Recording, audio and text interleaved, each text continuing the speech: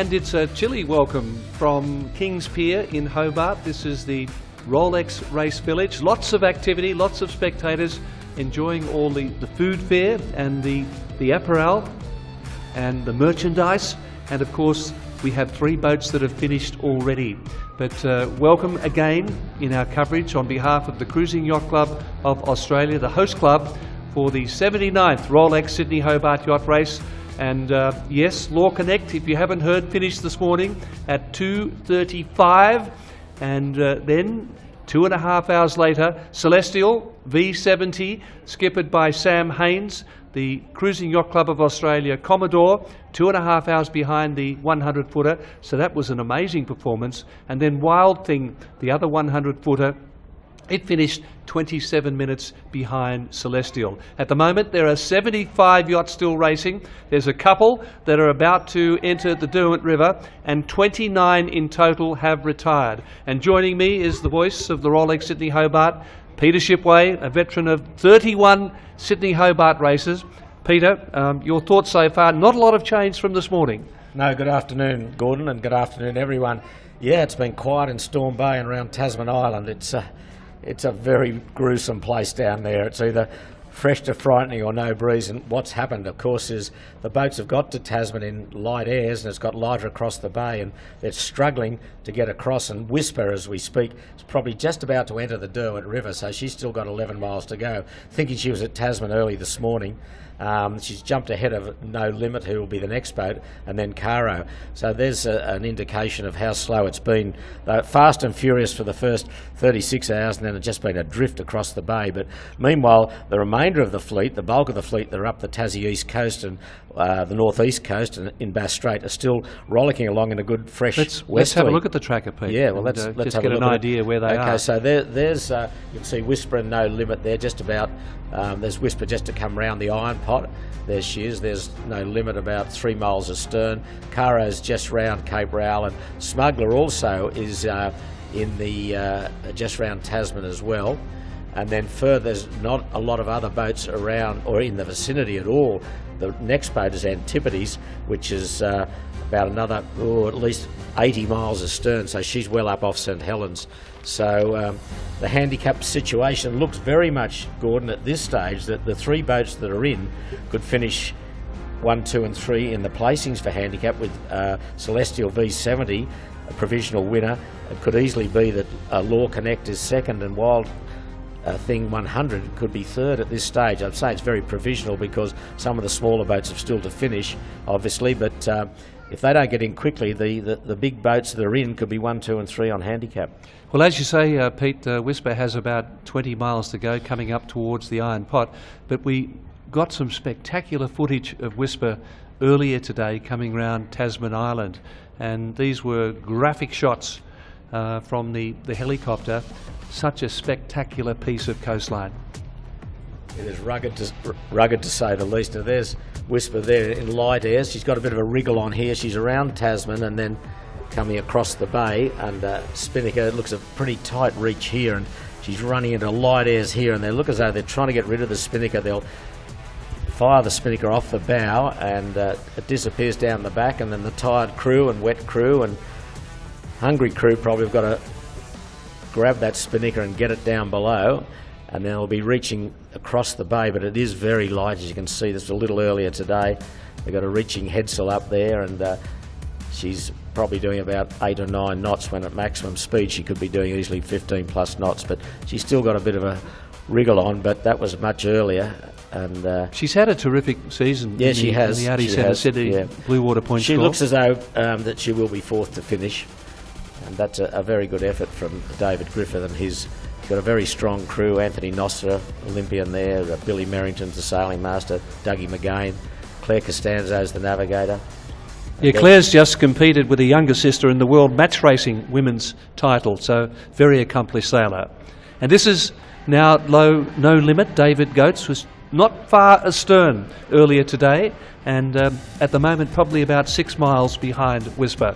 Yeah, it's pretty light there. She's got reaching headsails on there, and she's trying to look ahead and see what Whisper's got, and if Whisper falls into a hole to try and sail around her. But not much they can do really. It's fairly straight line sailing now. You can see the navigator down the back, or their tactician with binoculars looking ahead to obviously see where Whisper might be going if they've run out of wind, but fairly light conditions, and it's been a excruciatingly long trip for these two boats, especially in Caro to a certain extent, to get around Tasman and across the bay, and as we say, not even yet in the river. So there's a foredeck crew up on the bow, and it is pretty light there. You can just see them bouncing up and down, just getting a bit of way out now, probably only about 6 or 7 knots at boat speed. Yes, well, you mentioned Caro. Again, a very consistent performer. The boat was shipped out from England last year for the Sydney Hobart after winning the Fastnet race. Finished third in Division 1 in 2022 and 2023 as well. And Max Klink, and they are representing the Royal New Zealand Yacht Squadron. So let's have a look at Caro, this spectacular TP52, which started as one of the pre-race overall favourites. I'm here with Justin Ferris, one of the crew members on board Caro, one of the favourites for this year's race. And you guys have a pretty good lead-in, winning the Bird Island race. How's it all been going? It's been going well, yeah. We did a week of training a month ago and just started sailing again today, and we're just doing all the race prep stuff. We're not so much test anymore, it's just doing crew manoeuvres and just making sure everything's working. Now, I heard last year when you got to the dock in Hobart, you said you wouldn't be back. It was wet. Rained a lot. Rained a bit more. But here we are again, and it just keeps drawing you back. Never ever again. Until next time. What do you most enjoy about the Sydney Hobart Yacht Race? The race itself is obviously got a lot of history, and there's a lot of excitement just through the history of the race. But it's also a very technical and tricky race course. There's a lot of weather features.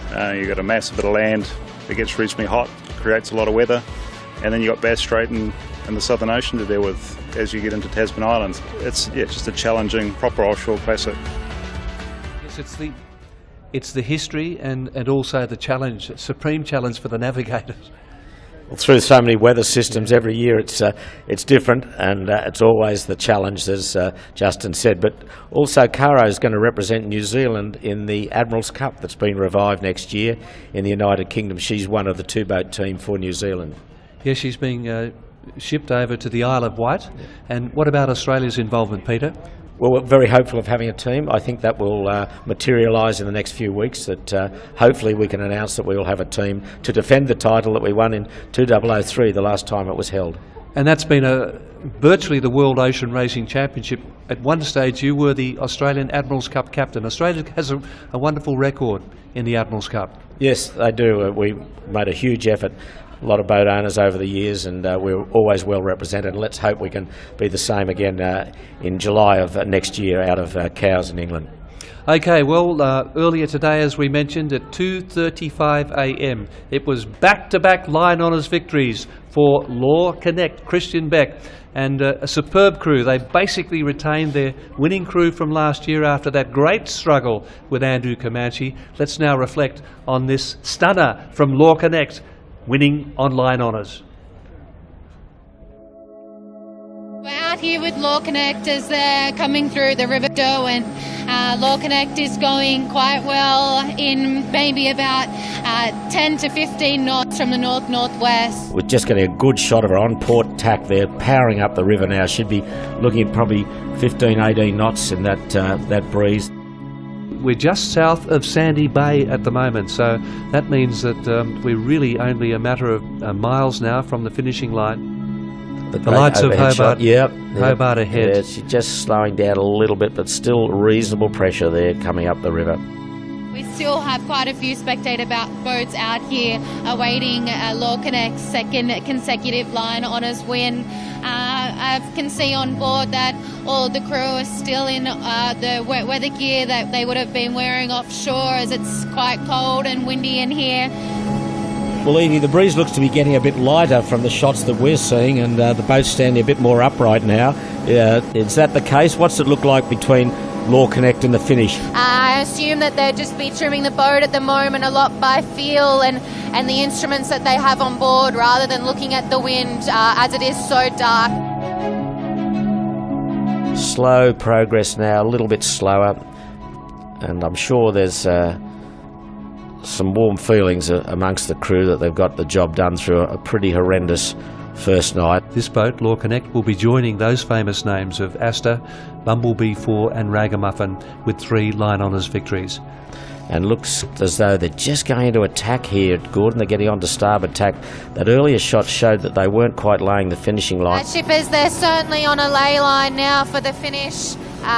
We can see they're in great pressure here, and they are very, very close with less than a nautical mile until the finish. Well, there the lights of Hobart Town look bright and shiny as they approach the finishing line. A couple of trimmers working hard on the jib and the mainsail, and probably, I would think, Tony Mutter steering. I don't think Christian does much steering. He hands it over to the pros, as he says, and he normally sits somewhere up the front and just enjoys this moment.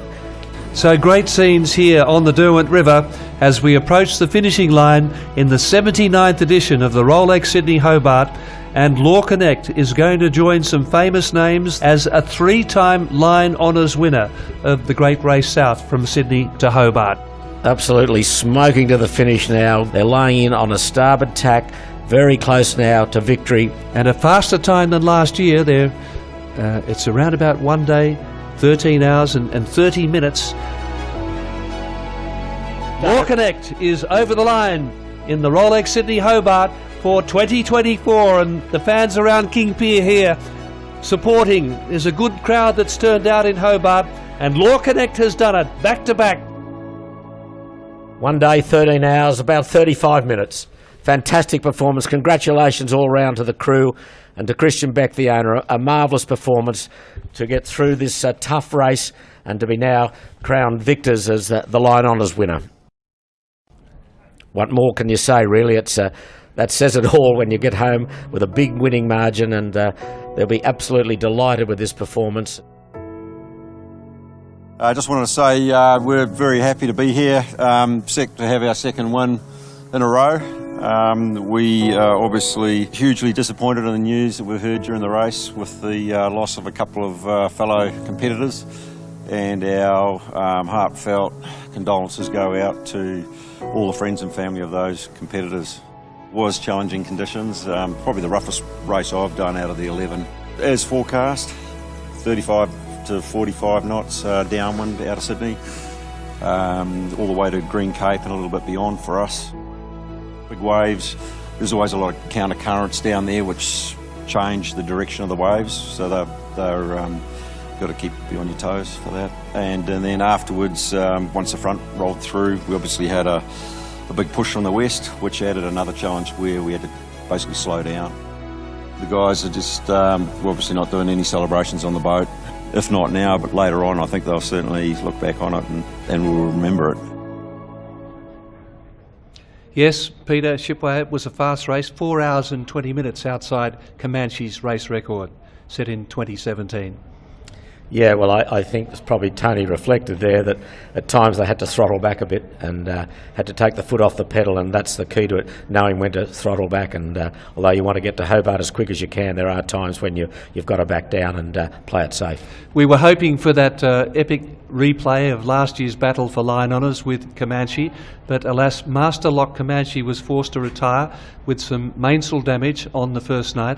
Co-skipper Matt Allen, one of the most decorated sailors in the Rolex Sydney Hobart, a 4-time winner overall, and Matt is also the chairman of the Oceanic and Offshore Committee of World Sailing. So effectively, he is the most senior person responsible for offshore racing and safety in the world. And Peter, you have him on the line at the moment. Matt Allen. Yes, good afternoon, Matt. Nice to talk with you. Firstly, sorry we won't be seeing you in Hobart, but let's talk through what happened on Master Lock Comanche. You got away from the heads pretty well after Law Connect had that minor problem with the unfurling there. Jenica, just talk us through the first afternoon. How fresh was it, Matt? Yeah, hi Peter, hi Gordon. Yeah, we were very pleased with our position. We'd made quite a good lead on Law Connect, and we're sailing in beautiful sailing conditions, really 25 knots of breeze on average, and just cruising down the coast doing about wind speed. So it was beautiful sailing, obviously knowing that the breeze was going to increase as we headed a bit further south through the late afternoon, early evening, which it did. It got sort of more like 20 to 30, and in the night time probably more like 25, 35, the odd gust higher, but just beautiful sailing conditions where, I think all the boats are shortening sail into that strengthening breeze, but still cruising down the coast in good conditions. And Matt, talk us through, it looked as though from your track that you had to do a couple of jibes to go from port to starboard to close in back perhaps on the rum line or take advantage of a wind shift. How was that jibing in those fresh conditions? Yeah, the jibing's not too bad in the sense that as long as you're catching a wave and the boat's going fast, look, Master Lock Comanche's such a quick boat, like all the Super Maxis are, that your apparent wind speed is backed off. I guess there's always a point where you're going to do a granny, to save, the impact load on the gear. But certainly we felt that within the realms of, just doing a normal jibe, which is where it came unstuck for us. We doing really the last jibe coming back into the coast. We sort of planned it to be the last. The last jibe we'd have to do during the race, and it was just a bit after midnight. And as I often say, nothing good happens after midnight, and certainly it didn't. Probably one of the battens broke, and then just ripped the mainsail from leech to luff. So, just really in half the mainsail, and it was game over, and I must admit it was a surprise to the whole crew. A lot of people have sailed the boat for many, many years, and it was obviously a great disappointment for us all. So you think a batten broke and punched at a hole through the mainsail, and that caused the rip? That's my guess. I mean, we're going to forensically look at the mainsail, but it basically ripped on a batten pocket. The batten was broken, so I'd be pretty sure that the batten broke first, and then that led to to the issues. So it all happened pretty quickly, and it was game over for us, which is really disappointing. We're probably 7 nautical miles ahead of Law Connect, and we're really looking forward to that westerly coming in. Master Lock Comanche's just a weapon reaching, and that was probably where we were going to hopefully get from 7 nautical miles to further in front. But it doesn't. It's so much for a game plan when you get a gear breakage like that. That's the end of it, unfortunately. Prior to that, Matt, how were the seas running in that nor'easter on the first afternoon and into the first night? Yeah, probably the seas. I mean, the seaway is always the issue, isn't it? Every time you're on the water, it's really not about so much the wind speed. It's more about the sea state that creates the issues for boats. I mean, we were certainly digging into a few waves, and trying to obviously get the bow up, and that really dictates some of your sail selection to try and get the bow up, and so it's getting above the waves. We were going into a few waves, had a bit of water over the boat, and when we were getting to that situation, just reducing our sail plan and trying to get the bow up above the waves as much as possible. So it was really just when did you have to back off, and by how much did you have to back off? But the sea state was certainly slowing us down. But you never really have 25 to 35 knots and a flat sea. It's rare, but it's lovely when you get it. But it's only a rare event. Yeah, sure. And Matt, prior to the damage to the mainsail, the boat was hanging in there okay, and the crew were all okay? Yeah, great. Yeah, no, really good. We're all enjoying the sailing experience and enjoying the rivalry between the 2 Super Maxis, and everything was going well. We're really looking forward to getting into that westerly and putting the pedal down once we got into that, and going up to the Tasmanian coast. Bass Strait, when you're in a good westerly, in the Super Maxi, it doesn't take long to get through Bass Strait. We'll have to save up for next year. But just finally, Matt, when we finish up, the conditions, you've sailed around the world, you've sailed 30 plus Hobart races and some of the great ocean races around the world. How do those conditions stack up? I think pretty much standard for a Sydney to Hobart race. You know, you always get a few challenges along the way, you know, during any race, any ocean race really. So I think pretty much standard. I guess we didn't really get, you know, the southerly that you often get in Sydney to Hobart at some point. But the running conditions were, I think, pretty standard for the race, and you know, just enjoyable sailing conditions. Just a matter of, you know, how hard you want to push it. It's easy to back off in those conditions. You know, you just put up less sail and go a little slower. And that's, you know, that's really what ocean racing is all about. You know, how hard do you push it? How hard do you need to push it? You know, when's the right time to back off and, you know, slow the boat down a little bit.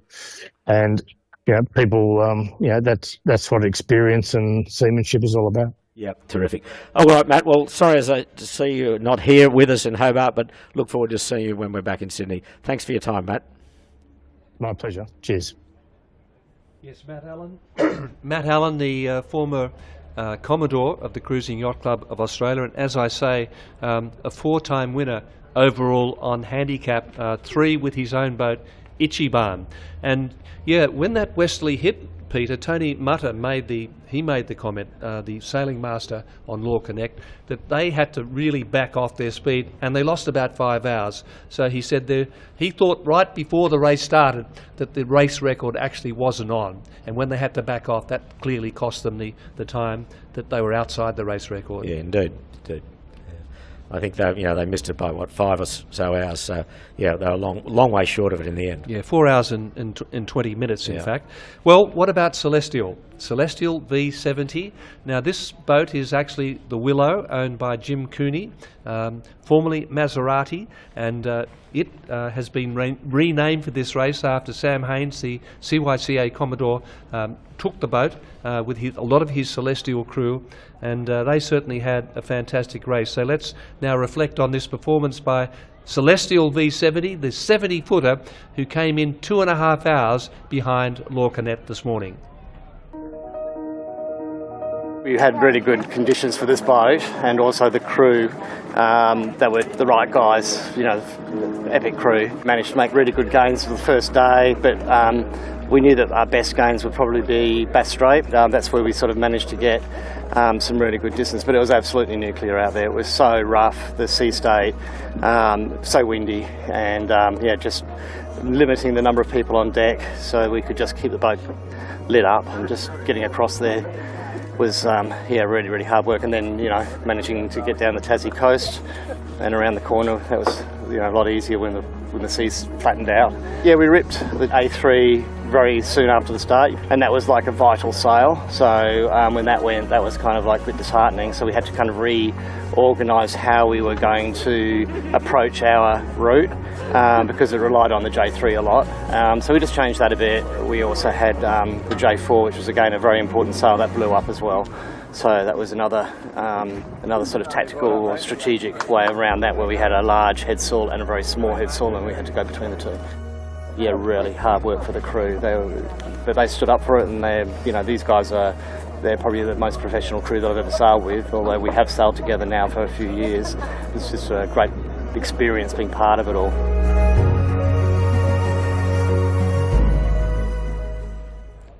And yes, Peter, in your estimation, it looks as though Celestial V70 is in an unassailable position for the handicap honours. Very much so, Gordon. It's all the bigger boats, the 50-foot pluses, can't beat her now, because they would have had to been in some time ago, and they're still drifting around, some of them in Storm Bay and some of them in the river. The only boats possibly that could beat her a long way away, the next best boat still at sea is Mistral, but she's got to finish by 1 o'clock in the morning, and she's not going to do that. Rupert's still got 190 miles to go, so I think it's almost certain now that Celestial V70 will be declared the winner of this year's Rolex race. And that'll be a second overall victory for Sam Haynes. And remember, 104 yachts started the 79th edition of the Rolex Sydney Hobart. 29 have retired. One of the retirees was one of the 6 international entries. Bacchanal, a 39-footer from the United States, representing the Corinthian Yacht Club in America, skippered by Ron Epstein. And the navigator on board was Tom Barker from the Cruising Yacht Club of Australia. And Peter, I believe we have Tom on the line at the moment. Good afternoon, Tom. Peter Shipway here. I'm sorry we won't be able to say hello in Hobart, but a disappointing end for your race. What happened to Bacchanal, Tom? Yeah, good afternoon, Peter, Gordon, and everyone down there. Very disappointed we're not there chatting in person. But for us, quite unfortunate that we ended up retiring from the race due to a broken boom that we sustained in the early hours of yesterday morning. But up until that point, a really exciting and wonderful race. We had a really we think a top start out of the harbour and well positioned, and then a real battle with the other JPK 1180 Kokody and the other boats around us, and it was really quite enjoyable, fast downwind sailing, and obviously a tough night that followed. But unfortunately, not the way that our race was meant to end this year. But that's yacht racing, as we all know. So, Tom, was it in a manoeuvre that the boom broke? It's a carbon fibre boom, I gather. Was it during a manoeuvre, or did it just break due to pressure running hard? Yeah, it was. We're still sort of investigating a little bit to understand how it came about, but it wasn't during a manoeuvre. By that stage of the morning, as I said, it was sort of 5 a.m. or shortly after. We've gone into a mode to prepare for the southwesterly change, and in fact, we could sort of see the formation of what we believe was the major part of that wind change. So we'd actually reefed right down. We were under a very conservative sail plan at the time, and been managing our boat and our crew in that way for the lead up to that change. And so we had a couple of reefs in the main and a small storm jib ready to go. It actually happened as we surfed down a wave. The boom sort of swung towards the centre of the boat, and as it went back out, it loaded up and broke in two. So. Was it at the takeoff point of the Vang, or was it further aft, Tom? Oh, I think we might have lost Tom's contact there. Are you there, Tom? Okay, not a problem. Well, we just started to get the feel of what it was like. They'd obviously got through the first night, and they unfortunately just came out of the downwind and broke their boom. So very disappointing for those guys. It's a boat for the Ron Epstein. It was built in Sydney, or in Nowra actually, and he's a guy from the United States, as you said. And we'll see if we've got Tom back. Are you back there again, Tom? No, it doesn't sound as though we have, Gordon. And anyway, there's shots of Bacchanal before the disappointment of the broken boom, just surfing down the coast off Sydney. Yeah, Peter, this boat, JPK 1180, 39 feet, it's been designed to compete in the 600-mile classic races around the world, and it's done very well in these races around the globe. Sister ships have. Sunrise won a Fastnet race a few years ago. Sunrise came out here, I think, 2 years ago, Hull's sister ship, and I think did well in their division. So, a very potent boat, and as Tom mentioned, Kokody, the Frenchman, who's sailed all the way out here to do this race, he's doing very well in his division too, and he's still going and still could figure in high placings in their division. So I think we might have Tom again. Are you there again, Tom? No, we've lost him. Okay, well, apologies there, and we will go back to a few more packages, I think, Gordon. It was good to hear from Tom Barker, the navigator on Bacchanal. As we say, one of the 6 international entries. I reckon we'll have a lot more international entries next year, Peter, for the 80th event. But the third boat across the line, and just 27 minutes behind Celestial V7, and I guess that's nearly 3 hours behind Law Connect, was Wild Thing 100. And the co-skipper, Grant Warrington, a great character in the race. I think it might have been his 31st Sydney Hobart. They also had mainsail problems like Master Lock Comanche, but again a fantastic result here for the big 100-footer from Queensland.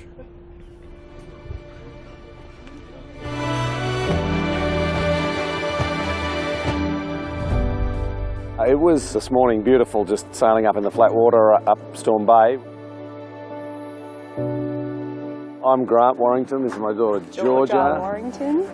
I mean, every year coming to Hobart it's tough at some stage, but this race was pretty tough the whole way. It was really nice to finish on a bit of a quieter note. You know, obviously the first night was pretty heinous, and across the straight was just, you know, very, very boat-breaking kind of conditions. It was definitely rougher, but I can see why, I guess, people keep coming back. It just becomes very quickly a distant memory. Oh, she's cooked. So, I thought she was going to say definitely no to year 3, but we'll see after a couple of drinks at the Customs House. Yeah, a lot of broken gear the first night in a jibe. Actually, I think it was just before Comanche broke their mainsail battens. We broke all of ours, and so that's why all the top third of our mainsails all shredded. You know, we knew it would affect our performance, as did losing our starboard steering wheel. That hub disintegrated at one stage, just crashing off a wave, and the guy that was driving just said, "What do I do with this steering wheel? Someone go and grab the other one on the other side." It doesn't matter where you finish. To get a good result's a bonus. You know, we had a great result this year, so we're very happy to be in Hobart.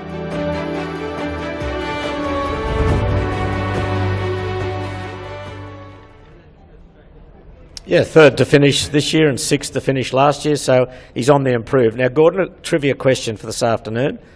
What Australian state, or boat from an Australian state, has not won the Hobart race? Every state has won it except one state. Do you know what that is? Well, South Australia's won it. I'm just trying to think if Queensland has... Quick answer's a good answer, Gordon. Queensland? Well done. Okay. Now, can I also tell you that Grant Warrington is the only yachtsman in the world who can moor his 100-footer out the front of his waterfront house at Paradise Point on the Gold Coast. Did you know that? I did, because I was with you when Warray told you. We did a better question than that, Gordon. Okay. But anyway, as you said, one of the great characters of this race, and he's always surprised, gives us some good surprises and good television, as we saw him almost capsize in the harbour at the start of the race when he did that involuntary tack, but the keel didn't work quite as it should have. And Oliver and, as we saw, Georgia were there on board, and also Carl Crawford in his 38th Sydney Hobart, and his young son Ben was on board. I think Ben actually did the return journey from Hobart to Sydney when he was 12 years old, but he's only 18 now, and he actually sailed down with Dad, so a real thrill. You had something to say there? Yeah, well, Carl's father, the great Max Crawford, he was on Astra on a couple of occasions for her line honours victory, so a lot of father and son history there. Max had done over 30 Hobarts. Right on 30, actually. Had he? Yeah, yes, and Carl had done his 38, and Carl, I think, is a 4-time winner of the race on corrected time, so again, a lot of family history there. Only 3 yachts have finished so far, but as we've mentioned, Whisper and No Limit are coming up to the Iron Pot, so we should see them finishing this afternoon or early evening. Hopefully. Yeah, hopefully. It's been looking at the wind at the moment, we've just seen the cruise ship, the Viking Venus, depart Kings Pier. But yeah, only 3 yachts have finished, but at the moment, our Olympic sailor from Marseille in Paris in 2024, Evie Haseldine, is on the finish line. Evie, tell us about the situation there. There's clearly not a lot of breeze there, but take us through the logistics of the finish here in the Rolex Sydney Hobart. Yeah, thanks, Gordon. I'm here on the finish line, which we are waiting for Whisper. We can now just see coming up the Derwent. But the logistics are for the finish. As you can see behind me, there are 2 Rolex yellow inflatable buoys, which the yachts will need to sail through. However, the actual time is recorded on that small box just below the iconic Mount Wellington, where 2 race officials sit from the first finisher right until the last. And that inner mark is just a signal for the boats to stay away from the shore. So we are here now at the moment where we have been for quite a while, and in the last hour we've seen big shifts from the south, where the breeze was quite light and the yachts were quite slow, all the way now to a norwesterly, which we've got great breeze, and we can see Whisper on Port Tack coming up the Derwent with good speed. Yeah, that's very, very exciting to see Whisper there. She's really flying, and at the moment she's only got a few miles to go. She's currently doing 13 knots. You can see her there. The spectator and press boats are around her. Oh boy, I bet you they're glad to get in after the trials and tribulations they've had. A real stop-goes race for them. Plenty of speed for the first 36 hours and very slow from this morning on getting across Storm Bay. But she's got a double head rig by the look of it. That's a storm jib set as the staysail, that orange staysail set there, and she's good pressure on Port Tack, and she's not that far off the finish, and she will be 4th boat home. She can't win the race on corrected time, but she'll probably figure highly in her division on handicap. And she's certainly going to give herself a good shot too at the Blue Water point score. That little white label on the bow of the boat is supporting World Wildlife Fund. David Griffith is a big supporter of the orangutans, which are an endangered species in Borneo due to the palm oil industry and a lot of criminal poaching of young orangutans. And David Griffith, it's very much a pet project for him, very close to his heart. But they've had a fantastic year in 2024, and now thanks to our drone cameraman, we're getting some beautiful shots as we come into the finishing line. Yeah, these are live shots approaching the finish for Whisper, and she's absolutely powered up now and not far to go, and they'll be just over 2 days and about 3 hours or so into the race. And when I spoke to David and Billy Merrington, the sailing master, 24 hours before the start of the race, I said to them, when are you going to finish? And they said, it's going to take us 2 days and 3 hours. So that's pretty good weather programming, and they're pretty much spot on that. You can just see the storm jib there as the staysail, the double head rig, and crew just on the side of the boat just to give some good stability, and they're not far to go now to that finishing line. That Evie's down there and on the line, and we'll see the finishing boys come up very soon, but everything's pretty nice there. They've finally wriggled their way out of the calms of Storm Bay, and they're approaching now the finishing buoy, and I think that's the buoy we can just see coming into view there. David Griffith started sailing 12-foot skiffs with Michael Coxon on the Lane Cove River, became a top 18-foot skiff sailor. Ian McKillop, the former Australian fin champion, current New South Wales fin champion on board. Sean Moran, ex-Quest, Sam Hunt, as we've mentioned, Tom Fountain, Andrew Cribb, George Richardson from Scallywag, Bauer van der Weyden, Davin Connergrave from Adelaide, one of 2 bowmen, Justin Cluffer-Juggy, Nick Bodouin, and Claire Costanzo, the young navigator on Whisper. So congratulations to this crew. They're going to be 4th across the line. Yeah, very, very solid effort to get in 4th place, and they'll be in single figures, I would think, on the handicap list when that's finalised in a few days' time. And Evie's down on the water. She's right on the finishing line. So, Evie, your moment in the sun. Oh, thanks, Gordon. Yeah, we can see Whisper coming along on Port Tack. We've got west breeze now, and it's enough for them to lay the finish, actually. So they're coming along quite quickly, not enough for us to go down there and see them, but I can see that they are easing their sails off a little bit on a reach coming towards the finish. Well, that was my one mistake of the day, Gordon. That wasn't the finishing buoy that I saw. So someone's put a dummy buoy out there to set me up, but they've still got about a mile or so. Well, that's to that's finish. Rest Point Casino. Yes. There's probably a mile and a half. So. And they're around John Garrow and doing it pretty nicely at the moment. As Evie said, reaching away with that double head rig, and everything looks pretty nice. But they'll be glad to get here, and they'll have a few tales to tell, I'm sure. Yeah, well, we saw Evie took us through the finish line and also the finish box. Tracy Matthews, the former Commodore of the Royal Yacht Club of Tasmania, she's in charge of the finish of the Rolex Sydney Hobart, and great support from the finishing partner, the Royal Yacht Club of Tasmania. Also the Derwent Sailing Squadron assist with getting the boats into Kings Pier and Constitution Dock. And Tracy's partner, Peter Holmes, is one of the finishing people in that finishing box, and they man that 24 hours. But it's been a fairly quiet time. Lots of coffee, I'd imagine, Peter, during the night. But only 3 boats have finished, but we're about to see the 4th here in Whisper, the JV62. This is a very famous boat, and they're steaming down to the finish. And this boat actually sailed two-handed for Rupert Henry in 2018 in the Melbourne Osaka, and they smashed the record by nearly 7 days. Well, she was designed by the German team of Judel Vrolik and launched as Jetho for Sir Peter Ogden in the United Kingdom, and Rupert Henry acquired the boat, and he found it in a shed in France. When I say he found it, the boat was in good nick. It wasn't lying in rack or ruin, and Rupert brought it to Sydney and renamed it Chinese Whisper. And as you said, Gordon, he and Greg O'Shea raced this boat double-handed from Melbourne to Osaka.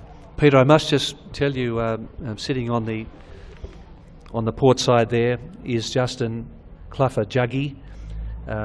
He actually is from Hobart, and he takes great delight in pointing out the family home as they sail up to do it. So he's already done that. I think it's somewhere around Sandy Bay, but they're coming up to the finishing line here, Evie. Take it away. Yeah, thanks, Gordon. Only a few metres now until the finish for Whisper, David Griffith and his crew. Not long now until they finish their Sydney Hobart yacht race for this year, and 4th boat across the line coming across, and here they are finishing now. And yes, you can hear the applause. There are probably a couple of thousand people around the foreshores saluting David Griffith and Whisper. 4th boat across the line, and we've just gone 4:40 in the afternoon. So 2 days, 3 hours and 44 minutes they've taken. So they estimated 2 days, 3 hours, so they're 44 minutes out. So they're not too bad on their weather routing there, but congratulations all around. And David, Director of the Cruising Yacht Club of Australia, that's David at the wheel, just shaking hands with Dougie McGain there. And there's Juggy, Justin Clower, and all the boys just will pack the boat up now and come in, and I'm sure the crowd and the sun breaking out here now at long last. It's been quite a cold, rainy day and typical Hobart conditions, and the sun breaking out now, and they'll get a very nice reception as they come into the dock to finish. So 4th boat home is Whisper. yes, and trimmer George Richardson, ex-Scallywag, part of the Youth America's Cup squad, and also, I believe, Peter, the CYC Sailing Academy. Yes, one of those products out of that very good academy that's had great success over many years. And these guys have filtered their way through into the bigger yachts and the bigger races around the world. And it's an academy that's proved very worthwhile and beneficial to the CYCA, as the boys are just dropping the headsail now, and they'll pack the boat up. And we'll probably close in a bit closer to Whisper, and maybe we'll see if we can get it a bit closer and have a look at the crew. It's that great overhead shot. That's the dock in the background that they'll come into. They won't get into Constitution Dock because that's only for the small people, small yachts, but they'll be on the outside piers where the public have plenty of time to walk around and see the boats. Dave Griffith was telling me that one of the key men on board is a guy who is head of the State Emergency Services for Northern New South Wales. That's Andrew Cribb, and with all of that skill that he has, he's also the key go-to man as far as first aid is concerned. And there's Claire Costanzo. She is the navigator, and Evie is very close to her at the moment. Evie. Yeah. I'm here with Claire. I'm here with Claire, the navigator from Whisper. Claire, can you tell us a little bit what it was like rounding Tasman Island, a difficult last stretch for you? Yeah, so we went around with a couple of rain squalls, saw some puffs up to 20 knots, but that was pretty short-lived and we parked up there for a couple of hours. Finally got the boat going and yeah, made it to the finish line. So we're all pretty happy to be here and a nice time to arrive in Hobart. Amazing, thank you. Thank you. Congratulations. Yeah, well, she's a top sailor in her own right. In fact, a couple of years ago, Pete, she had a very harrowing experience where they capsized. They were upside down off outside the heads, and they were stranded there for a couple of hours. But she's, as I mentioned, she's just sailed in the world match racing titles for women in Bermuda, a great part of the world, with her younger sister Juliet. Yeah, I think the boat she was on, the keel fell off, didn't it? The keel fell off, yeah. Turned turtle. Lost the keel upside down off Wollongong. Very nasty experience for Claire and on next bar. The crew. Yeah, that's right. That's right.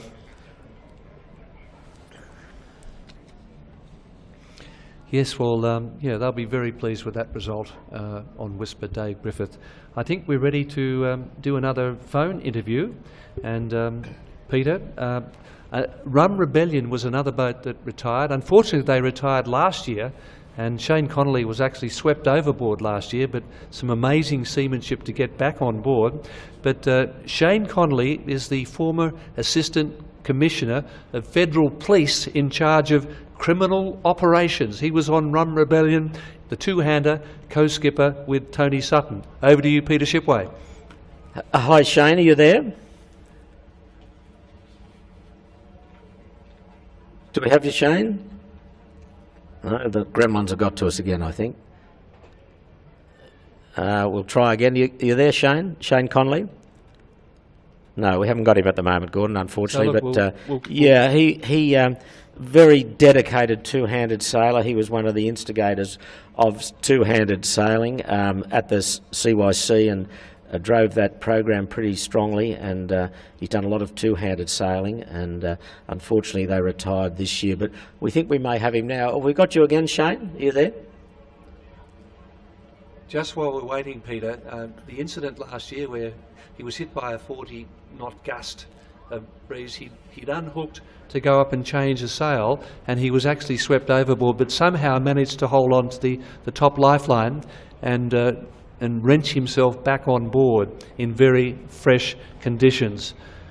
Yeah, so yeah, he was very lucky last year, and as you say, and this year, unfortunately, they retired as well. I don't know the reasons why they retired, but unfortunately, we can't speak to him. But a really good guy, and he takes safety very, very high on his list, as most boats do, but he's a stickler for the rules, and he's done a great job in promoting the safety of sailing for the CYC and Australia worldwide. So unfortunately we can't speak with him. Well, as we say, we love coming to Hobart. I spent 4 years down here with ABC Sport, and Peter G has been based down here for many years and is such a well-known personality. But it's a wonderful destination, Peter, and when you get the chance to come to Tasmania, you've got to really get round the whole island.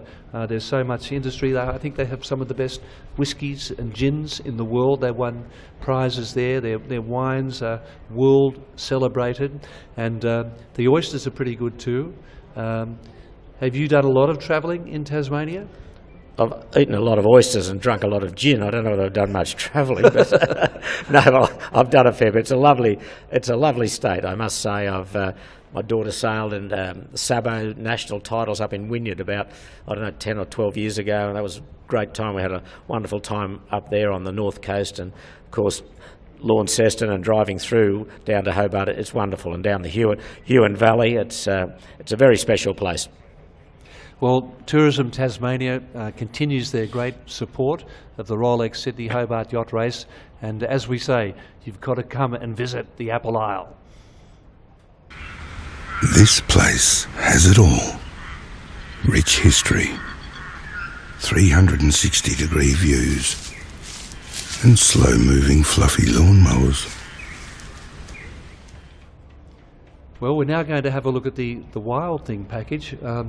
We have looked at Grant Warrington a little earlier, haven't we, with his daughter and their finish in third place. And yeah, that was a great effort by Grant Warrington. Yeah. Yep. Well, we'll just confirm now that there's 4 boats have finished: Law Connect, Celestial, Wild Thing 100, and Whisper. And next boat to finish will be No Limit. David Goetz from New South Wales or Victoria. David goes between 2 states. He's the former president of Sailing Australia and done a very, very great job to promote sailing in Australia. They were well ahead of Whisper at one stage, at 15 miles ahead, and it'll be interesting to talk to the 2 crews how Whisper jumped over the top of them, because they're very similar boats in speed and size, and different designers, but it'll be another story to come out of this race of how Whisper managed to get back in front of No Limit. Yes, well, we heard Grant Warrington talking about the steering wheel, how it just literally disintegrated, and there's a live shot, Peter, of the starboard steering wheel. They're twin steering wheels, and yeah, it just came unstuck. Lucky they had 2 wheels. They'd be still out there doing circles, I think, if they didn't. So the spare wheel, I think, is over attached to the portside wheel. So yeah, that's amazing. They continued with only 1 wheel, and as Grant mentioned, they had those problems with the mainsail. So that's really what it's all about. When you get out there, you've got to improvise. You've got a jury rig. There was a classic case in the Jules Verne race where a 90-footer was dismasted in the Southern Ocean in massive seas in the middle of the night, but they kept a little bit of the mast and cut off some of the sails so that they could keep sailing. They had to cut the whole rigging away, and they were 2,000 miles from anywhere, in the middle of nowhere, in the middle of the night. So that's where great seamanship comes into play, Peter. Yes, indeed. We were talking earlier about Tasmania and the delights of the Apple Isle. I mean, every 2 years they have the Wooden Boat Festival down here, and that's coming up in February of this year. I was down here 2 years ago and had a delightful time. We flew into Launceston, wife and I, and we travelled by car down to Hobart and then down to the Huon Valley. So some spectacular scenes and scenery, and we had a wonderful time, and also the Wooden Boat Show was wonderful. Let's have a look at the tracker then, Peter. The race standings at the moment, and we now have 4 boats that are finished in port. Yes, we're not showing Whisper as finished as yet, but we can confirm that she has finished. The tracker's about a few minutes away from being live, so that's why Whisper is not showing as finished yet. Or maybe I might have to do a refresh here. Gordon, do you know I think that's the problem. Yeah, you need to refresh. I've got to find the refresh button. Whoops, we're going the wrong way. I'll get used to this by a few years' time if I'm still here. Anyway, there we go. So, Law Connect first, Celestial second, Wild Thing third, Whisper fourth, and No Limit yet to finish, but she wouldn't be too far away. She'd be in the river. Caro is next, and there we go. Smuggler, Caro and Smuggler are in Storm Bay, and Tippities is 80 miles away from the entrance to the river. 109 to go. Ocean Crusaders is next, then active again. Utspa 11th, Denali 12th, Yolstar Yeah Baby 13th, Happy Wanderer 14th, Ecstasy 15th, Kokodi 16th, R1 17th, Maritimo 100, 19th, Mistral, the little double-hander, and the round off the top 20 is Cyrene. So just having a look out here to people that mightn't be totally familiar with the website, Gordon, this out here shows the position, latitude and longitude. Obviously these boats are finished. The latitude there and longitude, that's the latitude, how far south of the equator you are, and how far east or west you are. So that's 42 degrees 58 minutes south, 147 degrees 23 minutes east. That's an exact position on chart. DTG, distance to go. As I said, this hasn't been updated for Whisperers yet. SOG is speed over the ground, 13.2 knots when they pinged her at that time, and then the course over COG is course over the ground, 353 degrees, so just a little bit left of north. Then over here is the estimated elapsed time and speed. So it's not estimated for the boats that have finished, that's the exact time they took to finish. 1 day, 13 hours, 35 minutes and 13 seconds at an average speed of 16.7 knots. So that's, to average that speed, you're in 20 knot plus territory most of the time, and that is the actual finishing time, 28th of December at 2:35:13 a.m. So that's how that all works on the track, on the system here for the standings, and you can go down through the other boats. I'll try and make this a bit smaller. My fingers have sort of hit the wrong button here, whoops. So we'll come back to that a bit, Gordon, but let's have a look, if we can, at the handicap placings. If I can, I don't know what's happened here, I can't get this a bit smaller, so I'm having a few little technical gremlins here today. I think you need a bit of help from your wife Jo, Peter. Well, it would be nice if she was around, but she's unfortunately in Sydney watching this, and she'll be tearing her hair out or probably laughing, I'd say. Oh, here we go. Hang on, I've got a reset button somewhere along the line. So let's there we go. That's better. So there we go. You can see the boats now, right down their positions, distance to go, speed to go. But we might have a look. Oh, don't go away. I'll just go up here to the IRC. Now that stands for International Rating Certificate. This is the handicap section of the race, and the winner of that IRC will win the Tattersall Cup for the overall handicap winner. At the moment, you can see Celestial, boy oh boy, her corrected time has finished as 2 days, 16 hours, 40 minutes. The next best is Law Connect, 3 days, 2 hours, so that's 10 hours, almost, just under 10 hours, that Celestial's got a corrected time victory. So that's a massive differential. That would be one of the biggest differentials in the history of the race, I would think. And Wild Thing at the moment is third on handicap. Mistral, she's yet to finish. Whisper still is showing not finished yet, so she will probably be provisionally fourth, and Mistral is the only one really that can displace any of these boats. But and they've got to finish, Peter. Is that right? At 1:26 in the morning, right, on the 29th. That's tomorrow morning. So that's impossible. That is. She's still got 186 miles to go. She's doing 8.4 knots at a course of 200 degrees. So she's no chance, unfortunately. But very high in her division. She's leading her division clearly in all these big boats in Division 0. So, as I said earlier today, a magnificent performance again by Rupert and Coraton Dargay, the Frenchman who's with Rupert. And there's the French boat we're talking about earlier, Cocody. She's prominently positioned as 6th and leading her division, Division 3. And Smuggler still struggling to get across Storm Bay. Caro still struggling, I guess, across Storm Bay. And Midnight Rambler, Eddie Saltis from Tasmania, he's doing very well also. He's second in his division.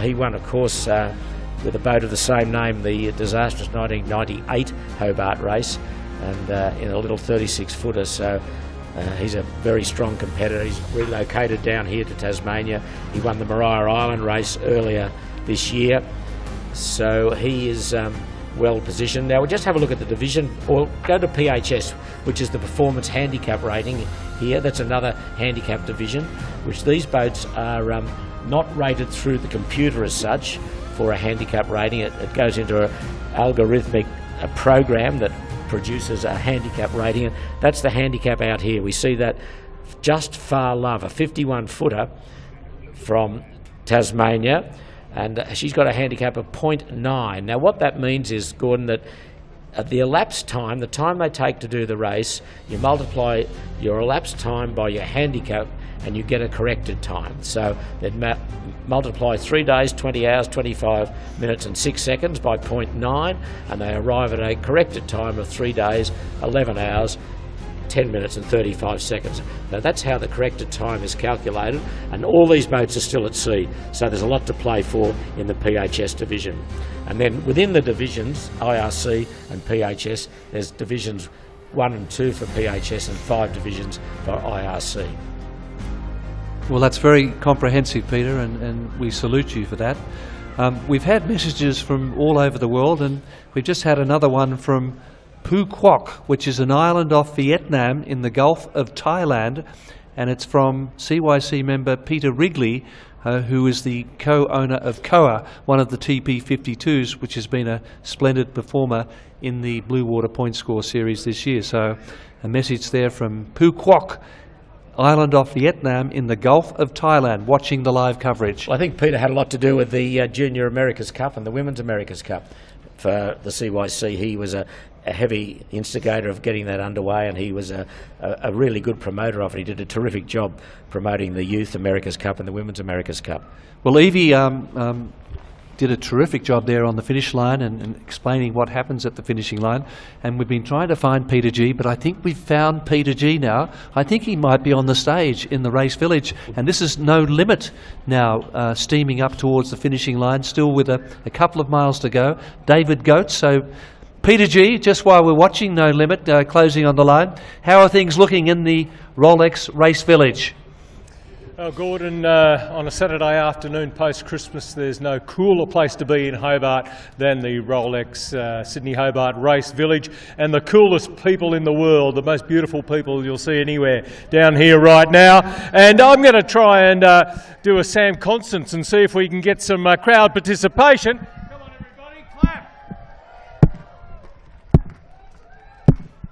Yes. They were very excited when Whisper came in. There's another yacht not too far away, ladies and gentlemen. Bit of calisthenics, bit of Merv Hughes. Yeah, work that backbone. Look, I might say some of them are well lubricated, because you talked about, Peter, the Tasmanian wines. The Devil's Corner Bar is doing a great trade here today. The tables are just about all filled. The kids have made sure they've got, not all kids, but got the bean bags. There's not one to be found. Plenty of games to play as well on this beautiful lawned area. Big crowd here. And those that perhaps are more interested in the yacht racing can go over to the domed marquees there. And all the RYCT, the Royal Yacht Club of Tasmania, will give us a wave, all the volunteers. Big round of applause for the volunteers. They're in there keeping everybody up to date on the latest with the race. You can go in there and check out the yacht tracker. I'm sure you'll be much better with it than Peter Shipway is. I might tell you, Gordon and Peter, that the crowd love your comedy stylings, whether they're deliberate or not. The laughter is it's uproarious when you guys get into your stride. And also, we'll say the Helly Hansen merch tent is doing a great trade. The stuff's flying off the shelves there. Could be because there's some beautiful models demonstrating what's to be had there. So I'm just advising everybody that if you want to take away some of the Rolex Sydney Hobart gear, get into the Helly Hansen tent. But there's copious amounts of food and drink to be had, plenty of entertainment. Nicole will be back, you'll be glad to hear, playing the cool beats a little bit later on, and I might make a request, Nicole, a bit more yacht rock. There was some smatterings of that earlier on. Nicole's coming out. Well, Peter G having a great time there in the race village, but No Limit is steaming towards the finishing line at Castray Esplanade for David Goetz. Yeah, they've had a great race with Whisper, as they've had all year throughout the CYC races out of Sydney. They've been very close. Whisper's just held the upper hand, and she has held the upper hand here again today in the Hobart race, as we just see on Port Tack coming up. Just looks as though she's reaching into the finishing line now. Whisper rates a little bit lower than No Limit, so Whisper will beat No Limit on corrected time. And this boat, as Voodoo, was third on handicap in 2018 for Hugh Ellis, and David Goetz has put a lot of effort into revitalising the boat this year. He's put hydraulic winches, he's added water ballast. There's the finishing line about a mile away. There's the Battery Point finishing line. There they are. There's the crew all on the rail, the spectator boats and press boats as they do, gathering around to give them a great Hobart welcome. And as I said often, this year and other years, there's no welcome like the welcome you get in Hobart for any ocean race at all. It's a fabulous scene, and the people, being yachties or non-yachties here in Hobart, embrace this race like no other.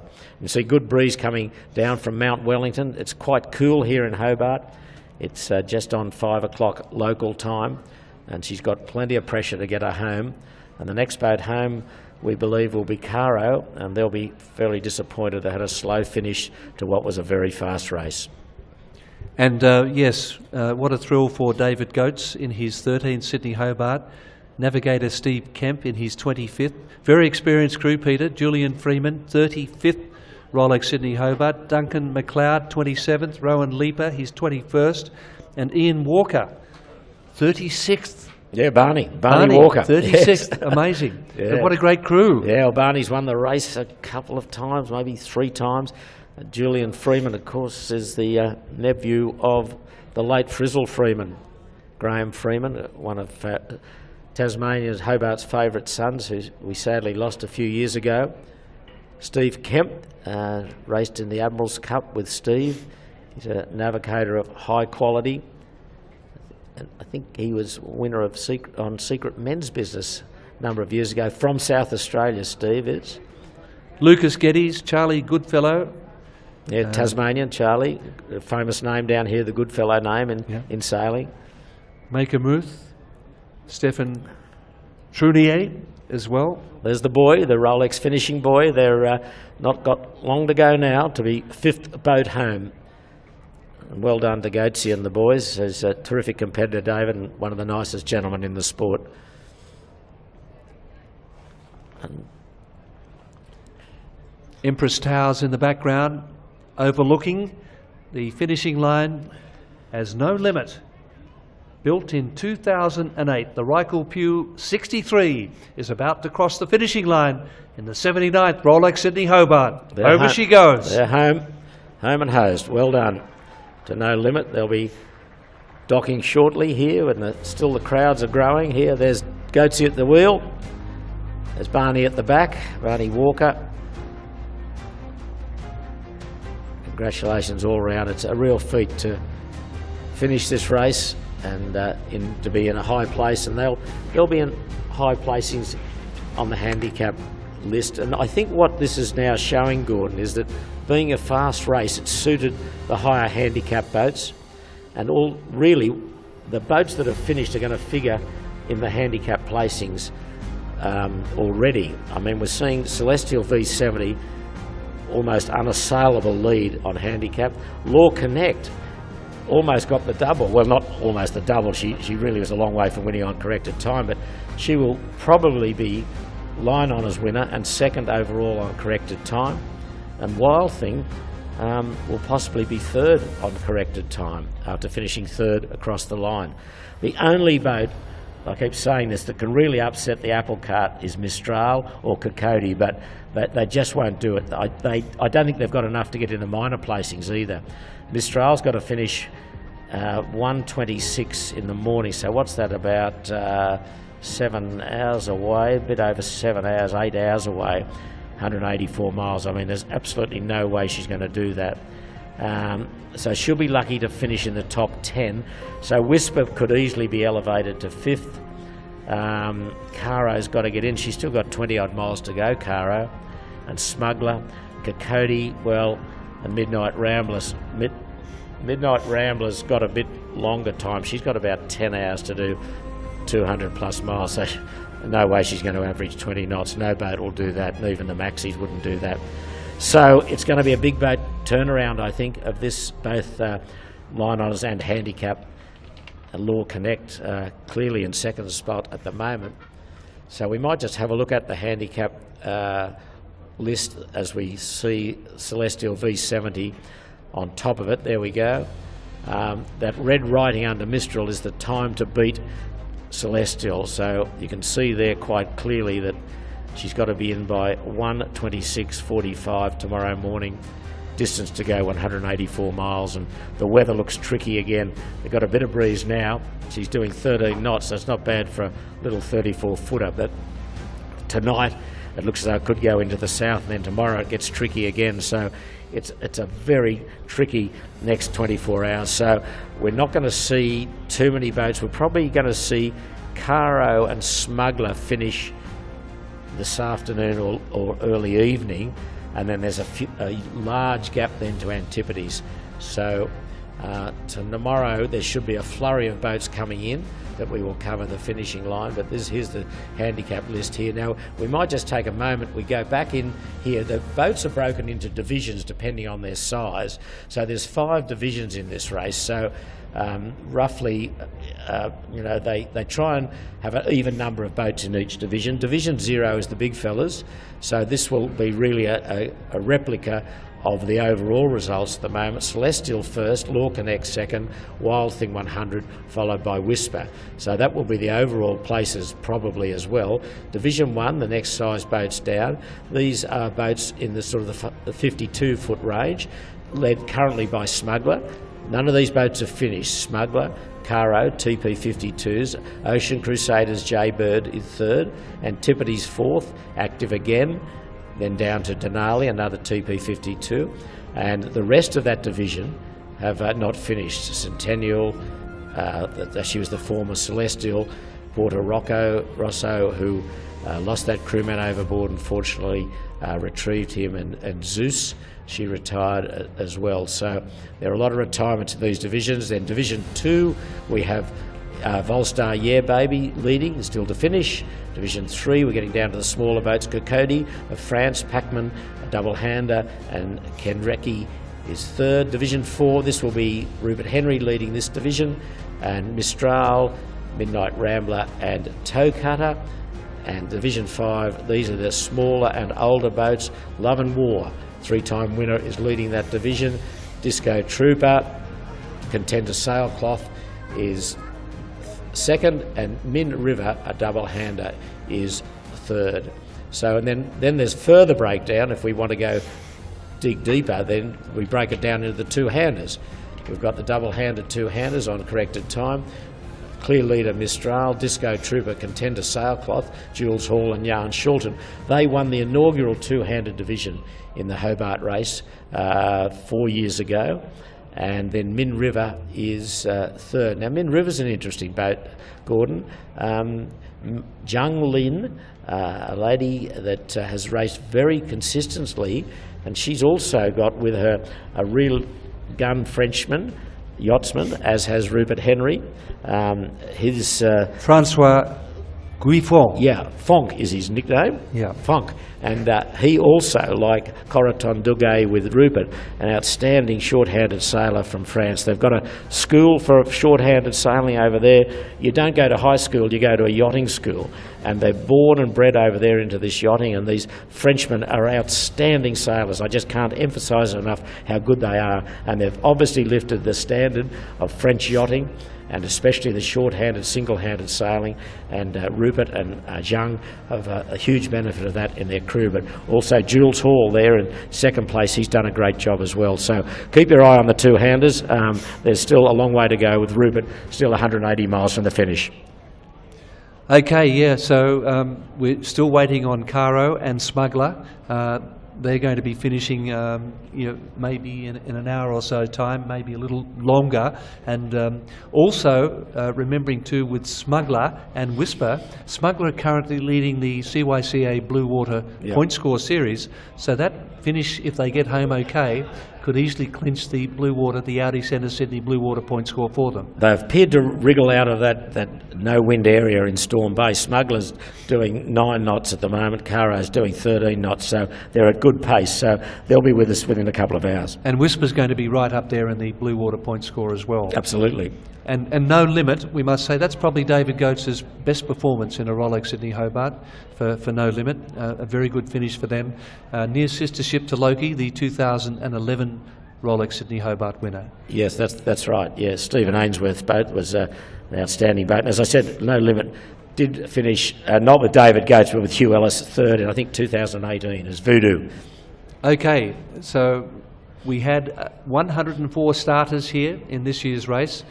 We now have 73 still racing, 29 boats have retired. We've just seen Whisper and also No Limit cross during our coverage this afternoon, and we invite you to join us again tomorrow morning at 10 a.m. and make sure you follow us on the RolexSydneyHobart.com website, CYCA TV on Facebook, Rolex Sydney Hobart. But every day right up until New Year's Eve at 10 o'clock in the morning and 4 o'clock in the afternoon, we'll be reporting from the Rolex Race Village. So on behalf of Peter Shipway, you can say goodbye, Peter, on my behalf. Goodbye, Peter, on my behalf. And it's goodbye from Peter and Gordon.